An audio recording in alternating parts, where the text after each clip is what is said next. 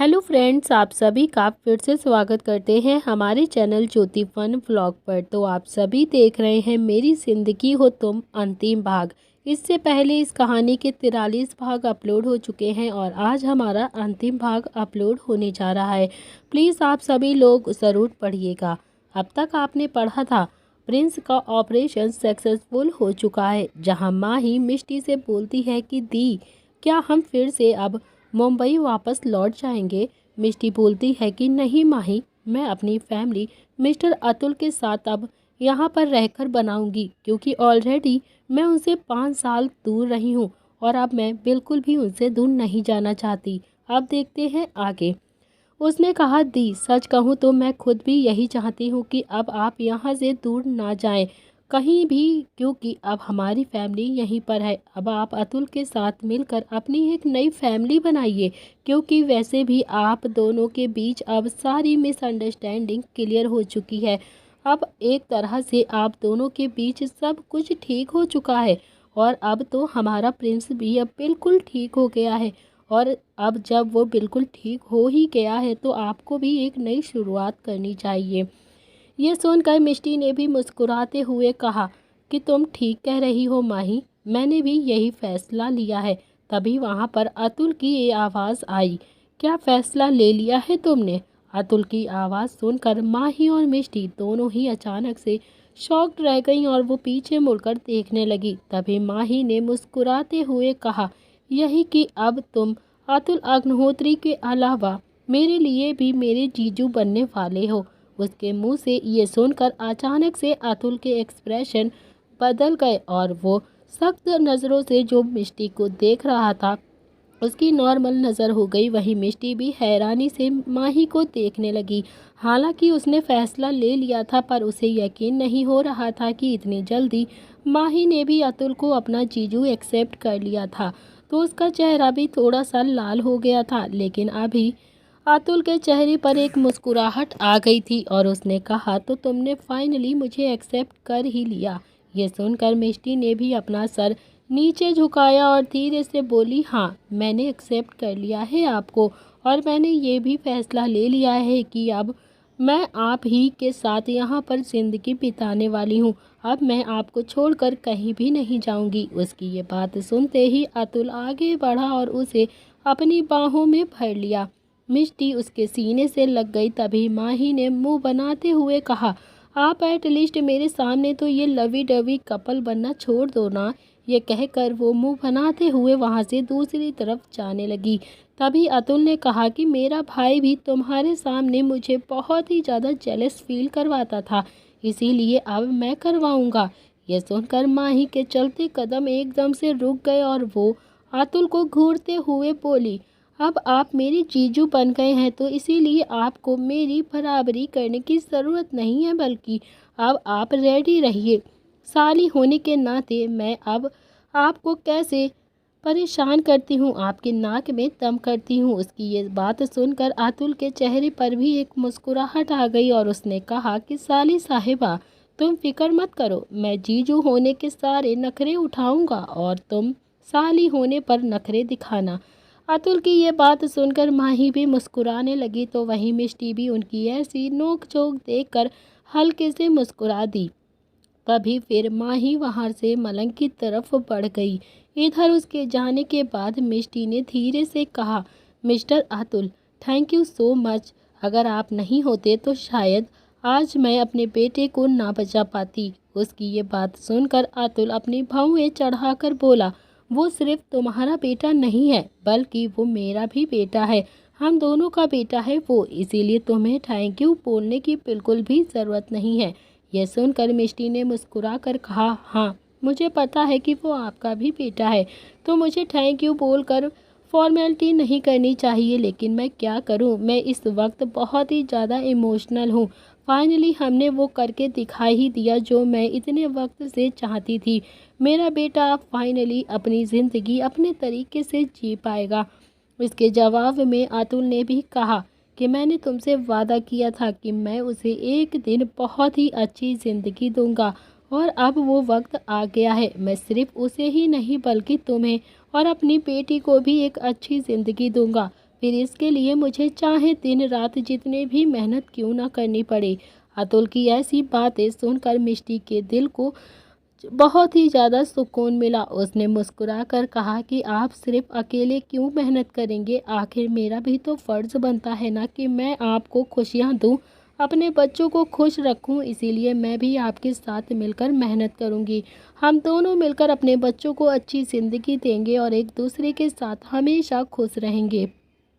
ये सुनकर अतुल ने भी मुस्कुराते हुए उसे अपनी बाहों में भर लिया। इधर माही जब मलंग की तरफ आई तब उसने देखा कि इस वक्त एक नर्स मलंग से कुछ बातें कर रही थी, लेकिन वो बहुत ही अजीब तरीके से बात कर रही थी। उसे देखकर साफ लग रहा था कि वो मलंग के ऊपर फ्लर्ट कर रही थी, क्योंकि नर्स बार बार मलंग को देखकर शर्मा रही थी और वो थोड़ा सा उसके करीब भी जाने की कोशिश कर रही थी।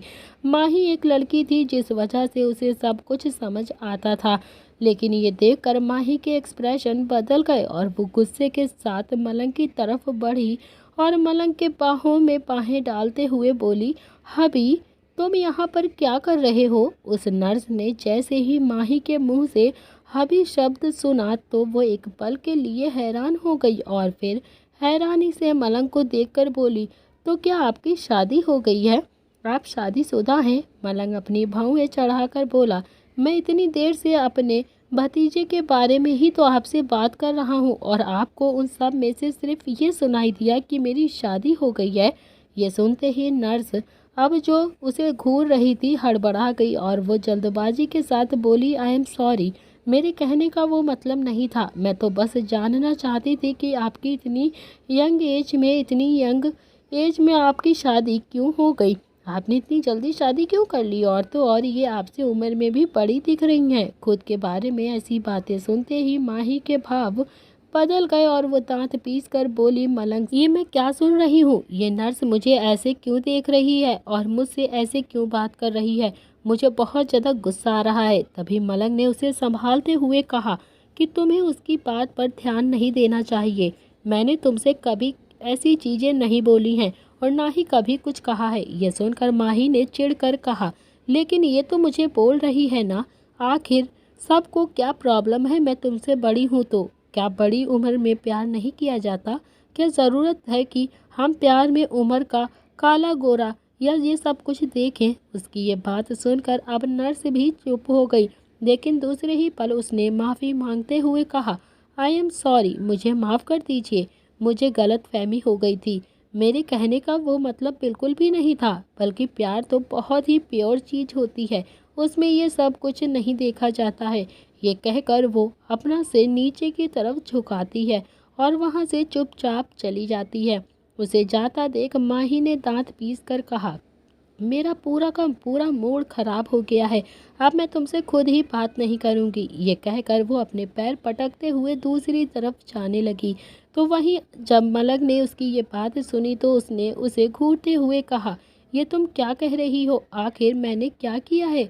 इसके जवाब में माही ने गुस्से के साथ कहा, तुम उसे नर्स से बहुत प्यारी प्यारी बातें कर रहे थे और मैंने देखा कि तुम मुस्कुरा भी रहे थे। मुझे लगता है कि अब तुम्हें बाकियों लड़कियों में भी इंटरेस्ट आने लगा है, सिवाय मेरे। ये सुनते ही मलंग उसे गुस्से से देखते हुए बोला, आखिर तुमने मुझे समझ क्या रखा है? तुम जब देखो तब मुझ पर शक करती रहती हो। मुझे लगता है कि बीवी बनाकर मैंने गलती कर दी है तुम्हें। ये सुनते ही माही के चलते कदम एकदम से रुक गए और वो गुस्से से मलंग की तरफ मुड़ी और अपने कमर पर हाथ रखकर बोली, अगर तुम्हें ऐसा लगता है कि मैं बीवी बनकर तुम पर शक कर रही हूँ तो तुम मुझसे अभी के अभी डिवोर्स ले लो, और तो और हम अब कभी भी एक साथ नहीं रहेंगे, अभी के अभी एक दूसरे से अलग हो जाते हैं। उसकी ये बात सुनकर अब मलंग के भाव बदल गए और वो आगे बढ़ा और माही को कमर से पकड़कर बोला, अब अगर तुमने दोबारा से डिवोर्स की बात की तो मैं यही पूरे हॉस्पिटल के सामने तुम्हें किस करूँगा। ये सुनकर माही ने गुस्से के साथ कहा, तुम ऐसा कुछ भी नहीं कर सकते हो, समझे? तुम्हारे अंदर दम ही नहीं है जो तुम मुझे सबके सामने किस करो। तुम सिर्फ यहाँ की नर्स पर ही लाइन मार सकते हो और यहाँ की नर्स को अपने आगे पीछे घुमा सकते हो। इसके अलावा तुम्हें अपनी बीवी के साथ इस तरह सरेआम रोमांस करने का कोई हक नहीं है और ना ही तुम कर सकते हो। ये सुनते ही मलंग ने गुस्से के साथ कहा कि तुम मुझे चैलेंज कर रही हो। इसके जवाब में माही ने भी मुंह बनाकर गुस्से के साथ कहा, कुछ ऐसा ही समझ लो, मैं तुम्हें चैलेंज कर रही हूँ। ये सुनकर अब मलंग आगे बढ़ा और उसके गर्दन में अपना हाथ डालते हुए बोला, अगर ऐसी बात है ना तो फिर ठीक है, मैं अभी के अभी तुम्हें किस करूँगा। ये सुनकर अभी माही कुछ और कह पाती उससे पहले ही मलंग ने उसके होठों को अपने होठों में ले लिया और उसे किस करने लगा। माही यह सब कुछ देखकर हैरान थी और उसे समझ नहीं आ रहा था कि वो क्या करे। उसे नहीं पता था कि मलंग वाकई उसे किस करने लगेगा। लेकिन तभी उसकी नज़र पीछे गई। पीछे वही नर्स खड़ी हुई थी जो कुछ देर पहले अभी मलंग के साथ फ्लर्ट करने की कोशिश कर रही थी। लेकिन इस वक्त वो मलंग और माही को ऐसे किस करता हुआ देख सदमे में जा चुकी थी। ये देखते ही माही के चेहरे पर और भी ज़्यादा स्माइल आ गई और उसने भी अब मलंग को कसकर पकड़ लिया और वो भी उसे किस करने लगी। ये देखकर अब वो नर्स के साथ वहाँ गुजर रहे बाकी नर्स और पेशेंट भी हैरान थे, क्योंकि मलंग इस वक्त पूरे हॉस्पिटल के सामने उसे किस कर रहा था और माही भी उसका साथ दे रही थी। मलंग अब लगातार माही को किस कर रहा था। तभी माही ने भी मलंग को खुद से दूर करते हुए कहा, ये क्या कर रहे हो तुम, प्लीज़ रुक जाओ। लेकिन मलंग ने उसे अपनी बाहों में भरते हुए कहा, मैंने तुमसे पहले ही कहा था कि मुझे अंडर एस्टिमेट करने की कोशिश बिल्कुल भी मत करना, लेकिन शायद तुमने मेरी बातों को सीरियस नहीं लिया और मजाक में मेरा मजाक बनाती रही। अब तुम्हें इसकी सज़ा मिलेगी। ये कहते हुए वो एक बार फिर से उसके होठों को अपने होठों में ले लेता है और उसे किस करने लगा। माही को तो समझ ही नहीं आ रहा था कि अब वो क्या करे, क्योंकि वहाँ खड़े सभी लोग उन दोनों को देख रहे थे, क्योंकि मलंग उसे छोड़ने का नाम ही नहीं ले रहा था। लेकिन जब माही की नज़र उन नर्स पर गई, उसके चेहरे पर भी एक हल्की सी स्माइल आ गई। अब वो भी मलंग के उस किस को एंजॉय करने लगी। उसने मलंग के बालों में हाथ फेरना शुरू कर दिया। वहीं जो नर्स ये सब कुछ देख रही थी, उसके तो बस जलन के मारे हाथ पैर गुस्से से लाल हो चुके थे। उसने दूसरी नर्स से गुस्से के साथ कहा, ये हमारा हॉस्पिटल है, ना कि इनका बेडरूम है। ये इस तरह से सरेआम क्यों किस कर रहे हैं। लेकिन वो दूसरी नर्स को मुस्कुरा कर बोली, ये लड़की कितनी ज़्यादा लकी है ना, उसे कितना रोमांटिक बॉयफ्रेंड मिला है। मैं तो सच में ये सब कुछ देखकर बहुत ही ज़्यादा जेलस फील कर रही हूँ। काश मेरा बॉयफ्रेंड भी ऐसा ही होता, जो मुझसे इतना ही ज़्यादा प्यार करता। ये सुनकर वो नर्स उसे गुस्से से देखने लगी और इधर मलंग अभी भी माही को किस किए जा रहा था। लेकिन अभी उनके बीच कुछ टाइम बीता ही था कि उसी वक्त वहाँ पर एक कस की आवाज़ आई, क्या बात है, आप दोनों ने तो इस हॉस्पिटल को ही अपना बेडरूम बना लिया है। एटलीस्ट यहाँ तो आप दोनों रुक जाइए, क्योंकि यहाँ पर बहुत सारे लोग आते हैं और ऐसे आप हरकतें नहीं कर सकते यहाँ पर। अचानक से उस आवाज़ को सुनते ही माही रुक गई, लेकिन मलंग अभी भी नहीं रुका था।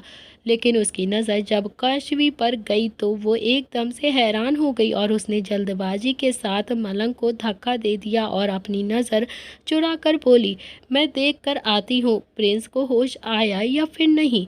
ये कहकर वो जल्दी से वहाँ से जल्दबाजी के साथ चली गई। तो वहीं मलंग ने गुस्से के साथ काशवी को देखा और कहा, क्या तुम थोड़ी देर बाद नहीं आ सकती थी? क्या ज़रूरत थी ये तुम्हें इस इम्पॉर्टेंट टाइम पर ही आने की? ये सुनकर काशवी ने कहा कि शायद मैंने आपको डिस्टर्ब कर दिया, तो उसके लिए मुझे माफ़ कर दीजिए। मलंग ने गुस्से के साथ कहा, ऑफ कोर्स तुमने हमें डिस्टर्ब कर दिया है। ये सुनकर आयांश ने मुँह बनाकर कहा, मुझे क्या पता था कि आप हॉस्पिटल में ही ये सब कुछ करेंगे। अगर मुझे पता होता तो मैं आपको डिस्टर्ब भी ना करता। ये सुनकर गुस्से के साथ मलंग ने माही को जाता हुआ देखकर कहा कि नेक्स्ट टाइम से तुम हमारे हॉस्पिटल में भी दिखाई मत देना। ये कहकर वो वहाँ से दूसरी तरफ जाने लगा, लेकिन तभी आयांश उसके पीछे जाते हुए बोला, बाय द वे, मैं यहाँ पर अपने प्रिंस से मिलने के लिए आया था। मैंने सुना है कि उसका ऑपरेशन सक्सेसफुल हो गया है। मैं ये जानकर बहुत खुश हूँ। यह सुनकर फिर मलंग ने काशवी और अयांश को देखकर कहा कि हाँ, प्रिंस का ऑपरेशन सक्सेसफुल रहा और वो कुछ ही वक्त में पूरी तरह से ठीक भी हो जाएगा और नॉर्मल बच्चों की तरह जिंदगी जिएगा। ये सुनकर अयांश और काशवी दोनों ही मुस्कुरा देते हैं और काशवी भी ये सब कुछ सुन रही थी। जो बाहर की तरफ खड़ी हुई थी उसके चेहरे पर भी स्माइल आ गई और वो खुद से बोली, थैंक गॉड कि प्रिंस को ऑपरेशन सक्सेसफुल हो गया है और अब कोई भी उसको दिक्कत नहीं है, अब कोई प्रॉब्लम नहीं होगी। मिष्टी मैडम जो इतना ज़्यादा परेशान थी, अब उनकी परेशानी भी ख़त्म हो गई है। लेकिन जब जल्द से जल्द मिस्टर अतुल और मिष्टी मैडम एक हो जाएंगे ना, तभी मुझे असली सुकून मिलेगा, क्योंकि तब जाकर ही उनकी फैमिली एक तरह से कंप्लीट हो पाएगी। ये कहते हुए वो भी अब सीधा अंदर की तरफ बढ़ी। इधर मिष्टी अभी भी वार्ड के बाहर खड़ी हुई थी। प्रिंस को अभी भी होश नहीं आया था, लेकिन उसकी नज़र जब माही पर गई तो उसने न समझी में कहा कि माही, क्या हुआ है तुम्हें? तुम इतनी ज़्यादा हाँफ क्यों रही हो? और वैसे तुम्हारा चेहरा भी इतना ज़्यादा लाल क्यों है? सब कुछ ठीक है ना? तुम्हारी तबीयत तो ठीक है ना? ये सुनते ही माही ने तुरंत ही अपने चेहरे को सहला कर कहा कि क्या अभी भी मेरे फेस पर रेडनेस नहीं गई है क्या दी? उसकी ये बात सुनकर मिष्टी ने कहा कि लेकिन आखिर हुआ क्या है? ये सुनकर माही ने चिढ़कर कहा, पता नहीं मलंग क्यों मुझे ऐसे हर बार किस करता रहता है। क्या गया था उसे? उसने कुछ देर पहले मुझे सबके सामने किस कर लिया दी। उसे किस बाद मेरा चेहरा लाल हो गया और देखिए ना, अभी तक हर कोई मुझे बस घूर घूर के ही देखे जा रहा है। उसकी ये बात सुनते ही अचानक से मिष्टी जो जोर जोर से हंसने लगती है। मिष्टी को इस तरह से हंसता देख माही ने भी चिढ़कर कहा कि आप इस तरह से मुझ पर क्यों हंस रही हो दी? मुझे बहुत ज़्यादा गुस्सा आ रहा है। इसके जवाब में मिष्टी ने कहा कि आई एम सॉरी, पर जिस तरह अभी तुमने मुझे बताया उसे सोचकर मुझे बहुत ही ज़्यादा हंसी आ रही है। इसका मतलब है कि मलंग ने तुम्हें हॉस्पिटल में ही भी नहीं छोड़ा, वहाँ भी किस कर लिया। ये सुनते ही गुस्से के साथ माही ने कहा कि तो इसमें हंसने वाली कौन सी बात है दी? आपको तो मलंग को डांटना चाहिए। वैसे भी वो आपकी बात ज़्यादा सुनता है और वो आपकी बात मानता भी है। मुझे लगता है कि आपको उससे बात करना ही चाहिए और उसे समझाना चाहिए कि वो मेरे साथ ऐसा ना किया करे और सबके सामने मेरी इंसल्ट मत करवाया करे। अब तो मैं उसकी बीवी बन चुकी हूँ, कम से कम अब तो वो मुझे बिल्कुल नहीं कर सकता है। उसकी ये बात सुनकर मिष्टी ने मुस्कुराते हुए कहा, ये तुम दोनों का प्यार है और कुछ भी नहीं। तुम दोनों के रिश्ते में कभी कोई दरार ना आए और किसी की नज़र न लगे, मैं तो बस यही दुआ करती हूँ। ये सुनकर अम्मा ही भी हल्के से मुस्कुरा दी, क्योंकि वो खुद भी चाहती थी कि वो जो खट्टी मीठी नोक झोंक उनके रिश्ते में होती रहती है वो हमेशा ऐसे ही बरकरार रहे और मलंग उसे ऐसे ही प्यार करे और किसी की काली और बुरी नज़र ना लगे उन दोनों को। लेकिन तभी अचानक से मिष्टी के चेहरे पर एक उदासी आ गई और फिर उसकी उदासी भरे चेहरे को देखकर माही को कुछ समझ नहीं आया और उसने न समझी में कहा कि व्हाट हैपेंड दी? क्या हुआ है आपको? अचानक से आप इतना ज़्यादा उदास क्यों हो गई हैं? इसके जवाब में दूसरे ही पल मिष्टी ने कहा कि तुम्हारी तो मलंग के साथ शादी हो गई है माही, और मुझे देखो, मैं तो अभी बस सही और गलत में ही पड़ी हूँ। पता नहीं मेरी मिस्टर अतुल से शादी होगी भी या नहीं। उसने जैसे ही ये कहा तो माही को कुछ भी समझ नहीं आया था, जो अब को सब कुछ समझ आ गया था। इस वक्त मिष्टी थोड़ा फ्रस्ट्रेटेड थी। इसके जवाब में माही अभी मुस्कुरा कर कुछ कहती उससे पहले ही कि पीछे से आवाज़ आई, हम आज ही शादी करेंगे। इस आवाज़ को सुनते ही मिष्टी एक झटका लग गया और वहीं माही भी शॉक होकर सामने की तरफ देखने लगी जहां वो शख्स खड़ा हुआ था। जैसे ही मिष्टी ने अतुल की ये बात सुनी वो शॉक्ड हो गई और शॉक होकर बोली, व्हाट अतुल, ये तुम क्या कह रहे हो? क्या हम आज शादी करेंगे? इसके जवाब में अतुल ने सीरियस होकर कहा कि मैंने सारी तैयारियां कर ली है। हम जैसे ही घर जाएंगे वैसे ही वहां पर मेरा वकील आ जाएगा और हम वहीं पर अपने मैरिज सर्टिफिकेट पर साइन करेंगे। उसके बाद तुम मेरी हो जाओगी और उसके कुछ देर बाद ही पूरी दुनिया में ये ऐलान हो जाएगा कि अब तुम अतुल अग्निहोत्री की बीवी बन चुकी हो। अब मिष्टी को भी समझ नहीं आया कि वो क्या जवाब दे अतुल को, क्योंकि इतनी जल्दी उसे इतना ज़्यादा खुशी एक साथ मिल जाएगी उसने कभी सोचा भी नहीं था। वो बहुत ही ज़्यादा खुश थी, जिसे वो डाइजेस्ट भी नहीं कर पा रही थी। लेकिन तभी माही ने उसे कसकर हाथ कर लिया और खुशी से बोली, वाओ, ये तो कितनी अच्छी गुड न्यूज़ है। अब प्रिंस भी ठीक हो रहा है और आपकी भी शादी हो रही है। मैं तो सच में बहुत ही ज़्यादा खुश हूँ। हमारे घर में अब सिर्फ और सिर्फ खुशियाँ ही खुशियाँ आएंगी। मिष्टी भी अब आखिर में बहुत ज़्यादा खुश हो गई थी, क्योंकि वो भी अब अतुल से ज़्यादा दूर नहीं रहना चाहती थी। उसके साथ ज़िंदगी बिताना चाहती थी, क्योंकि पहले भी वो 5 सालों तक उससे दूर रही थी और अब वो उससे शादी कर लेना चाहती थी। धीरे धीरे कर कर अब वक्त बीतने लगा। कुछ ही वक्त में जब प्रिंस को होश आया, तब डॉक्टर बाहर आते हुए बोले, उन्हें होश आ गया है, आप लोग उनसे मिल सकते हैं, लेकिन हाँ प्लीज़ एक एक कर कर ही जाइएगा। ये सुनकर सभी ने अपना सर हाँ में हिला दिया। तभी मिष्टी ने अतुल की तरफ देखकर कहा कि मेरा बेटा आपकी वजह से बचा है, इसीलिए आप जाकर पहले उससे मिलिए, फिर हम सब उससे मिलेंगे। लेकिन इसके जवाब में अतुल ने अपना सर ना में हिला दिया और बोला कि नहीं मिष्टी, तुम गलत बोल रही हो। मेरा बेटा हमारी वजह से जिंदा है और हमारी वजह से ठीक हुआ है। मेरे बेटे को दुनिया में तुम लेकर आई हो, इसीलिए तुम सबसे पहले उसे जाकर मिलोगी। अतुल की ये बात सुनकर वो इमोशनल हो गई और फिर बोली, क्यों ना ऐसा हो कि हम दोनों ही एक साथ जाएं। ये सुनकर अतुल भी मुस्कुरा दिया और वो दोनों अंदर की तरफ चले गए। अंदर प्रिंस जो टुकुर टुकुर चारों तरफ देख रहा था, तभी मिष्टी उसके पास आई और प्यार से सर पर हाथ फेर कर बोली, बेटा कैसे हो तुम, अब तुम ठीक हो ना। मिष्टी और अतुल को देखकर प्रिंस के चेहरे पर एक छोटी सी स्माइल आ गई। तभी अतुल ने भी उसके हाथ पर किस करते हुए कहा कि अब तुम पूरी तरह से ठीक हो जाओगे प्रिंस।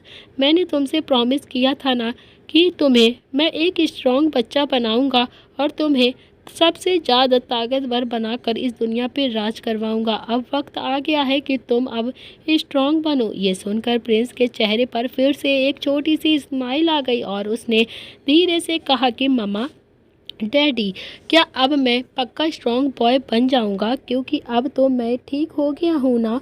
उसकी ये बात सुनकर मिष्टी ने दूसरे ही पल मुस्कुरा कर कहा, हाँ बेटा, अब आप पक्का स्ट्रॉन्ग बन जाओगे। ये कहते हुए उसकी आंखें एकदम से नम हो गई थी, क्योंकि उसका बेटा बचपन से ही एकदम लाचार था।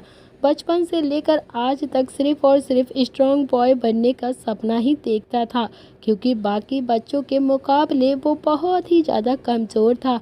जब बच्चे उसे परेशान किया करते थे तो वो किसी का भी मुकाबला नहीं कर पाता था और उसे हर कोई मार देता था, तो वो चुपचाप चला आता था। इसी के साथ सभी लोग अग्निहोत्री पैलेस के लिए आ गए। उन्होंने मिलकर प्रिंस को बहुत धूमधाम तरीके से स्वागत किया और वो सभी अंदर आए तो वहाँ पहले से ही वकील मौजूद थे। वकील को देखकर मिष्टी ने मुस्कुराकर कहा, मिस्टर अतुल, मैंने आपसे कहा था ना कि एक दिन वेट कर लीजिए, लेकिन आपने तो तुरंत ही वकील को बुला लिया। ये सुनकर अतुल ने उसके हाथ को पकड़कर कहा कि मैंने कहा था कि जब मेरा बेटा घर आएगा और जब वो ठीक हो जाएगा तो उसी दिन मैं तुमसे शादी करूंगा। और अब देखो, हमारा बेटा भी घर आ गया है, अब चलो हम शादी करते हैं। ये सुनकर फिर मिष्टी भी मुस्कुराने लगी और वो दोनों ही वकील की तरफ बढ़ गए। कुछ ही देर में उन दोनों ने मैरिज सर्टिफिकेट पर साइन कर दिया और फिर सभी लोग तालियां बजाने लगे। जहां इस वक्त अग्निहोत्री परिवार मौजूद था, सभी घर के लोग वहां मौजूद थे। माही ने बेहद ही खुशी के साथ कहा, फाइनली अब जाकर सब कुछ अच्छा हो रहा है। अब दी की भी शादी हो गई है, चारों तरफ सिर्फ खुशियां ही खुशियां हैं। ये सुनकर अब मुस्कुराते हुए कल्कि जी ने सामिया और प्रिंस को देखकर कहा कि हाँ, अब हमारे दोनों बच्चे भी बिल्कुल ठीक हो गए हैं और अब बस मैं चाहती हूँ कि मेरा एक और परपोता या परपोती मुझे मिल जाए।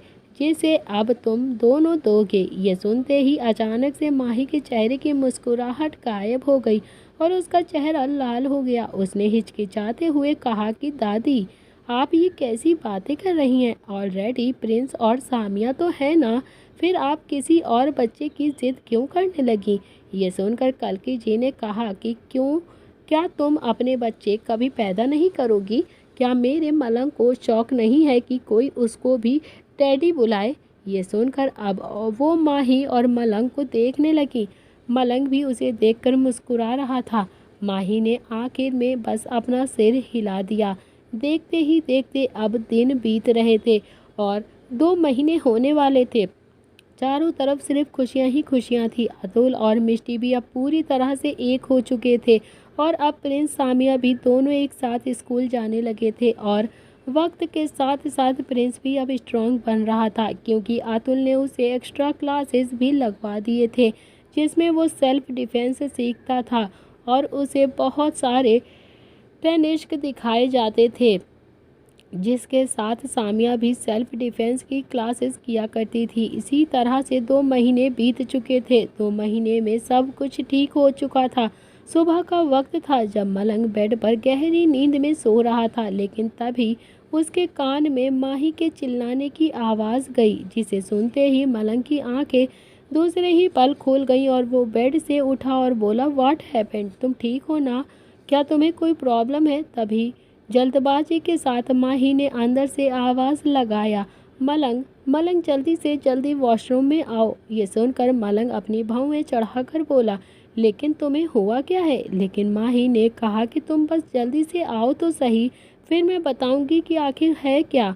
जिसके बाद मलंग ने दरवाज़ा खोला और वो अंदर गया। अंदर उस वक्त वॉश बेसिन के आगे माही खड़ी हुई थी और वो अपने हाथ में लिए कुछ देख रही थी। मलंग जब उसके पास गया और उसके ऊपर से नीचे तक उसे देखकर बोला, तुम ठीक हो ना?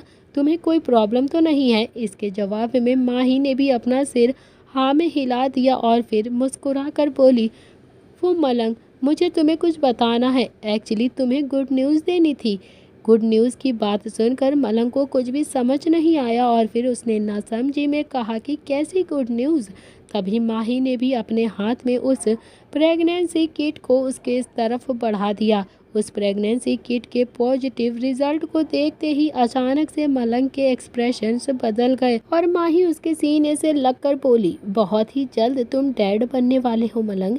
ये सुनते ही अब मलंग के चेहरे पर दूसरे ही पल मुस्कुराहट आ गई और वो खुशी उसकी आंखों में साफ दिखाई दे रही थी। वो मुस्कुराहट जो सालों तक उसके चेहरे पर से दिखाई नहीं दे रही थी, कभी गायब सी हो गई थी, आज उसके चेहरे पर वो मुस्कुराहट थी। उसने भी उसे कसकर हक कर लिया और उसके माथे पर किस करते हुए बोला, थैंक यू सो मच। पहले तुम मेरी ज़िंदगी में आई और अब तुमने मुझे वो खुशी दे दी है। Thank you very much. ये सुनकर माही भी मुस्कुरा देती है और कुछ ही वक्त में सभी नीचे आए। नीचे हॉल में कल्कि जी, निहाल जी, मिष्टी और अतुल, प्रिंस, सामिया सभी मौजूद थे। मलंग माही को लेकर नीचे आया और सभी से मुस्कुरा कर बोला, मुझे आप सबको एक गुड न्यूज़ देनी है। गुड न्यूज़ का नाम सुनते ही कल्कि जी ने तुरंत कहा, क्या तुम बाप बनने वाले हो? इसके जवाब में मलंग ने अपना सर हाँ में हिला दिया, जिसे देखते ही सभी शॉक्ड हो गए और माही ने तुरंत अपना सर नीचे झुका लिया। तभी मिष्टी आगे बढ़ी और माही को सीने से लगाकर बोली, तो इसका मतलब अब मेरी बहन भी जल्द ही माँ बनने वाली है। इसके जवाब में माही ने मुस्कुराते हुए बस अपना सर नीचे कर लिया। इसी के साथ चारों तरफ अब अलग ही खुशी का माहौल बन चुका था।